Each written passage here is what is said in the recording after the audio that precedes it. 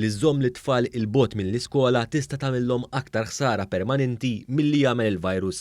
Qalet dan il-Kummissarju għat-tfal Pauline Micheli hekk kif saħqet li filwaqt li t-tfal għandhom ikunu protetti mir-riskju li jġib miegħu il-virus tal-COVID-19 għandu jitħares ukoll l-aspett edukattiv, mentali u soċjali tat-tfal. Il-Kummissarju għat-tfal qalet dan b'reazzjoni għall iżviluppi li mistennija jsiru fil-jiem li ġejjin brabta mad-deċiżjonijiet dwar il-ftuħ tal-iskejjel f'Settembru li ġej. Moa News hija qalet li wara l-uffiċċju tagħha kien f'kuntatt ma' bosta studenti u tfal dwar l-esperjenza skolastika tagħhom mid-dar minħabba l-pandemija, ġew innutati ħafna każijiet ta' ansjetà.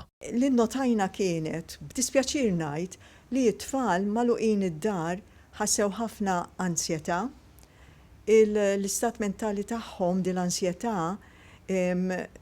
ma ġelhomx, ma tħallihomx ikunu jimxu normali anke fix-xogħol tal-iskola. Id-dar mhuwiex is-setting tal-iskola. Spjegat ukoll li s-sena skolastika li jmiss hija kruċjali għal ħajja edukattiva tat-tfal e kif is-sena ta' qabel li ntemmet ħesrem setet ħallit element ta' inċertezza dwar il-livell edukattiv ta' kull student u studenta. Din is-sena tkun iktar diffiċli.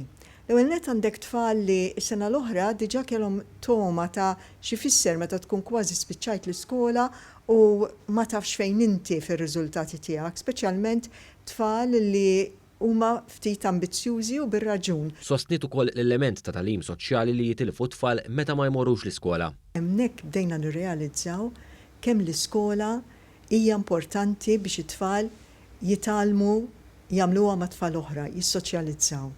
U dik hija fattur importanti li huwa argument il-għala anka f'ħafna pajjiżi tad-dinja l-iskejjel qed jiftħu. Micheli sostniet li dan kollu ma jxejjinx l-importanza li tiġi mħarsa is-saħħa tat-tfal mir-riski li ġib magħha l-pandemija. Ma dak kollu appellat sabiex l-awtoritajiet jagħmlu dak kollu possibbli sabiex l-iskejjel jerġgħu jiftħu għall-istudenti f'Settembru bil-miżuri u l-prekawzjonijiet kollha.